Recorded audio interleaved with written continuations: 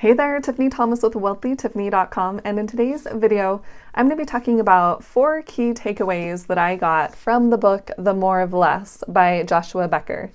And before we dive in, if you are serious about becoming financially free at a young age, click the link below this video in the description and I can help you do that. All right, so let's talk about 4 key takeaways from this book, The More of Less. And it's about becoming a minimalist.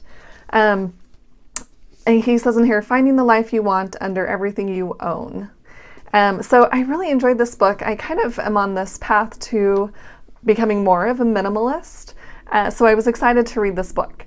And I want to share just 4 key takeaways that I received. So the first one that I want to talk about is he talks about experimenting a little bit when you are trying to become more of a minimalist and getting rid of all of your, not all of your items, but a lot of your items that you don't really need anymore.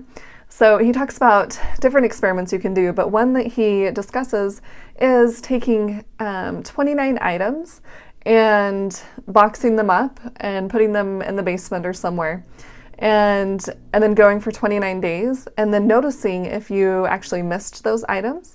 Or if you didn't. And if you didn't, that you can just get rid of those items, that you probably won't miss them throughout your life if you didn't miss them for 29 days. And one of the examples he shares is if you have a lot of clothes, like I do, you can take 29 items from your closet and box them up and go for 29 days and see if you miss wearing any of those clothes.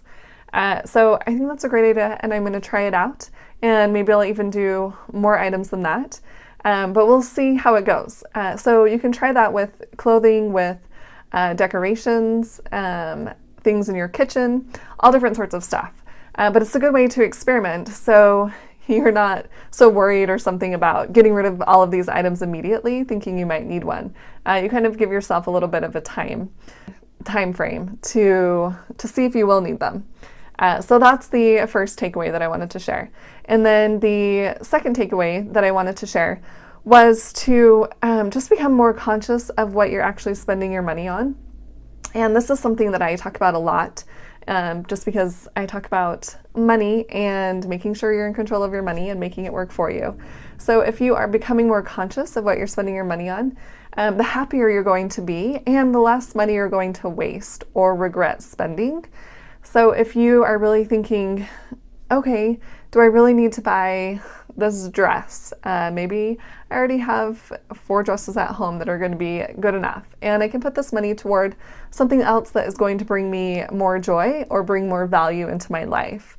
But just becoming more conscious of what you're actually spending your money on will really help to minimalize the items that you will be bringing into your house, and also kind of bring you more joy, because you're not going to regret purchasing those items or having to sell them later on or just take them to a charity later on. So that's the second key takeaway. And then the third, I actually want to share a quote with you from the book. He said, "People who give away possessions hold their remaining possessions in higher esteem. People who give their time make better use of their remaining time." And I really liked that because, you know, if you think about all the things that you probably have an excess, and you probably don't need all of the items in your home. And you can start to focus on others and start giving away some items, some of your possessions that aren't really important to you, that don't bring you a lot of joy or bring you value. And you can give that to someone else who that will provide joy for or give value to. And you can start thinking about others rather than thinking about, oh, what do I need to buy for myself? You're more thinking, okay, well, you know what? I probably don't need a lot of these items, and someone else can use them, benefit from them more than I can. And then that kind of goes into effect with your time as well. So you can start thinking, okay, maybe I don't need to go shopping for myself. You know, I can spend time volunteering at an animal shelter, or something that you're passionate about. You can spend time doing things for others, which is going to bring more joy into your life as well. Okay, and then the fourth key takeaway that I want to share with you is actually another quote. And it is, remember that your happiness does not depend on your acquisition of any possession. Your happiness is based solely on your decision to be happy. And I love this quote a lot. And I talk about being happy right now, choosing to be happy right now a lot. So I thought this was really, really great. And it's true that, you know, anything that you buy, it doesn't really determine your happiness. If you're thinking, oh, if I had that brand new car, I would be so much happier. Or if I had a boat to take out to the lake and go skiing, I would be so much happier. Or if I just had a bigger house, right? There's all of these possessions and things that we can really become consumed with, but they aren't actually going to make us happy. So really think about that when you are deciding whether or not to purchase items, especially large, expensive items like a bigger house. Is that really something that's going to bring happiness?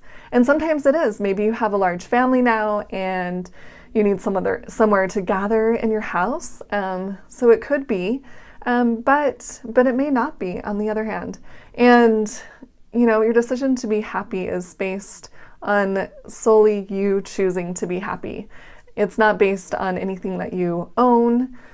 You get to choose to be happy now.